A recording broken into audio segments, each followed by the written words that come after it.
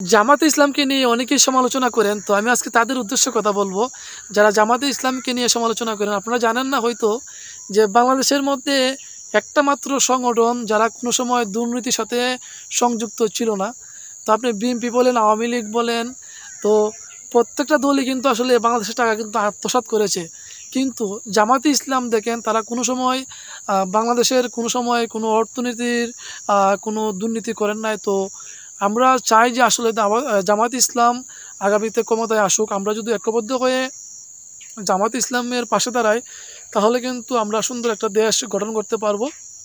জামাত ইসলাম আসলে যদি ক্ষমতায় আসে তাহলে কিন্তু আমাদের বাংলাদেশে অনেক কিছুই চেঞ্জ হয়ে যাবে। বর্তমানে দেখতে পাচ্ছেন আপনারা যে রাস্তাঘাটে অনেক মেয়েরা কিন্তু বেপরদা হয়ে চলাফেরা করে, তো বুকে আসলে ওড়না থাকে না। আসলে যারা সবাই সবার মন মতো আসলে চলাফেরা করে। জামাত ইসলাম যদি আসলে ক্ষমতায় আসে তাহলে কিন্তু আসলে বাংলাদেশটা কিন্তু অনেক উন্নতিশীল একটা দেশ হবে। কারণ বাংলাদেশে বর্তমানে যে আসলে দুর্নীতি হচ্ছে, প্রকাশ্যে আসলে মানুষকে গুম করা হচ্ছে, ডাকাতি করা হচ্ছে, তো এগুলা কিন্তু একদম আসলে 0% নেমে আসবে।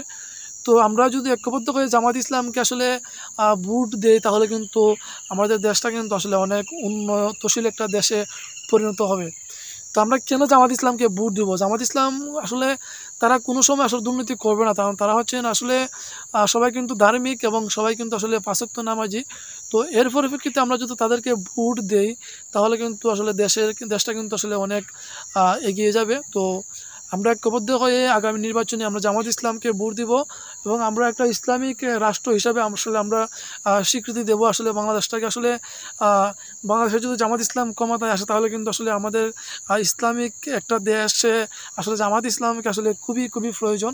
তো আমরা সবাই মিলে কাজ করলে ইনশাল্লাহ জামাতে ইসলাম বিপুল ভোটে পাশ করবে। তো আমরা ঐক্যবদ্ধ হয়ে কাজ করব, জামাত ইসলামকে আমরা ক্ষমতায় দেখতে চাই। তো সবাই আমাদের চ্যানেলটি সাবস্ক্রাইব করে দিবেন। তো সবাই ভালো থাকেন, সুস্থ থাকেন। আল্লাহ হাফেজ।